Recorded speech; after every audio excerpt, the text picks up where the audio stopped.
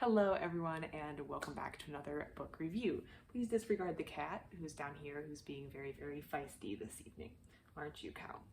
Anyways, today I am going to be reviewing the book Inanna. I really hope I'm saying her name right because she's the focus of this book.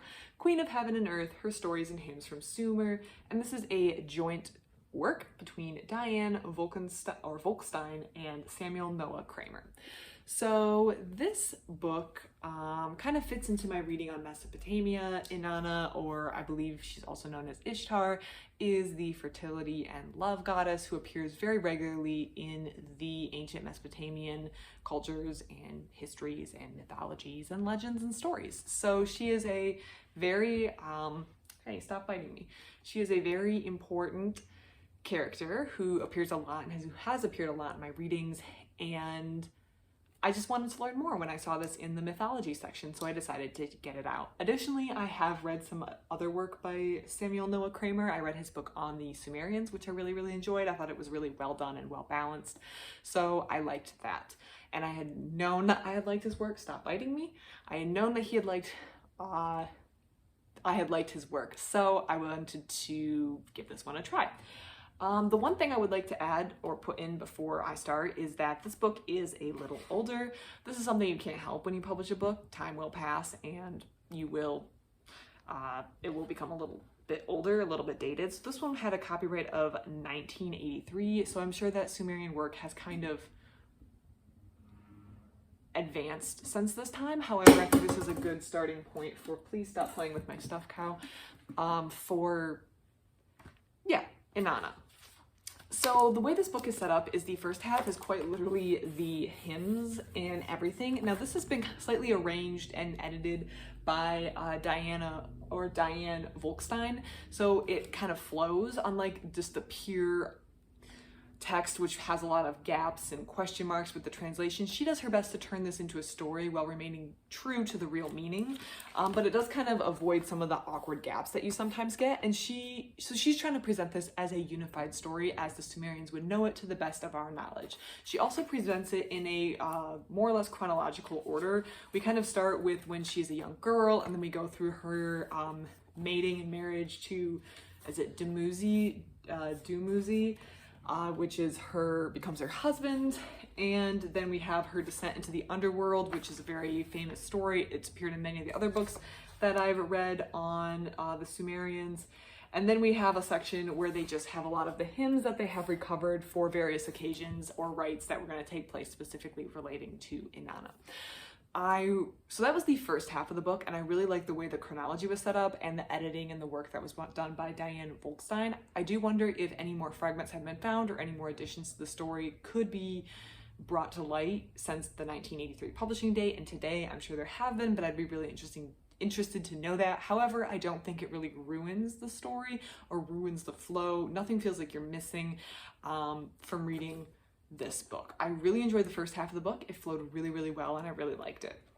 The second half of the book is a lot more notes. So we have little notes and little notes. I mean, there's several pages, and this is just more of like explanation. So this one is Sumerian history, culture, and literature. This one's written by Samuel Noah Kramer. So I should add that my understanding from the text that was at the beginning is that Diane Wolkstein used the work that Samuel Kramer did on the texts to get her information to create the story. So they've kind of been working in tandem to get this information. But the things in the back, the explanations in the back, are written by one or the other, kind of to, complement each other or do what they feel is best. So the historian, obviously we have Samuel Kramer adding his thoughts on Sumerian history, culture, and literature. And then this one I thought was really well done. I liked this one.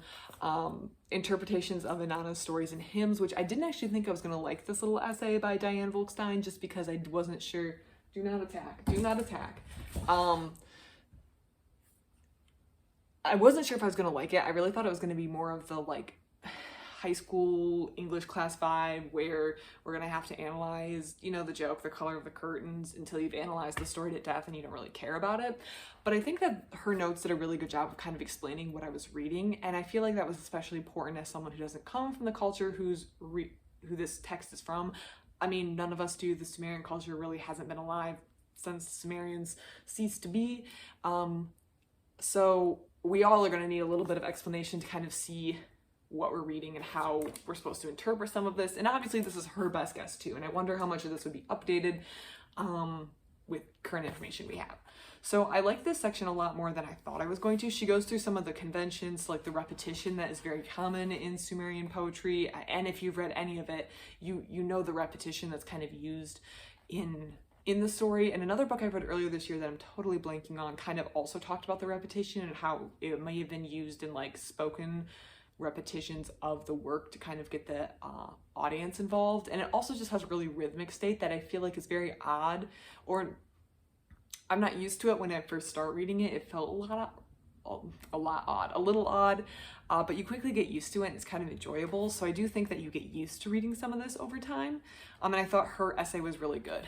That being said, the essays in the back did feel like a lot of weight. That was like in the back half of the book. It was definitely back weighted. I don't know how to describe it. I feel like the balance wasn't quite there because you were reading through this very interesting, well put together story, and then you also had this interesting explanations and essays on the content that you also wanted to read, but felt like you switched to reading an academic text. You went from which you're reading like poetry and then you switched to an academic text, but I really don't know how they would have put it in. I think interspersing it between the poems would have ruined the flow of the story, the chronology that we have. So I don't know if maybe they just needed to trim down the back half of the book to be a little lighter. I just found like the balance to be a little too, it moved from a story to like, academic text, and there wasn't a lot of transition. I feel like maybe they could have, pared down the stuff in the back just to keep it from being too heavy, and then direct readers to other works that maybe explain things more fully, to kind of prevent that heavy feeling in the back half of the book. I don't think the back half of the book was bad. I don't think the front half of the book was poorly done. I really liked both of them separately, but putting them together in one book felt like you had switched from reading one book to another in the middle of the book, if that makes sense. It just felt like a switch to heavy academic text after reading a very beautiful story. Just felt like getting hit by a ton of bricks, even though it was very, very interesting and very well done, and I enjoyed it. So for that reason, I'd probably give this a 3-star. That plus the date, just possibly things being out of date, something to consider. But I did really like the chronology of the story of Inanna.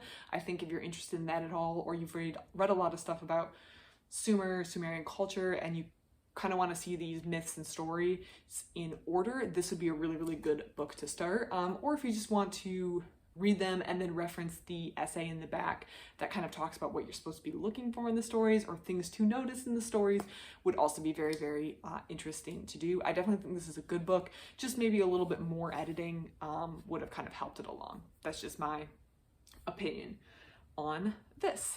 I did really enjoy it. I thought it was well done. I did like it. I just had a few little critiques that I think could have been better executed.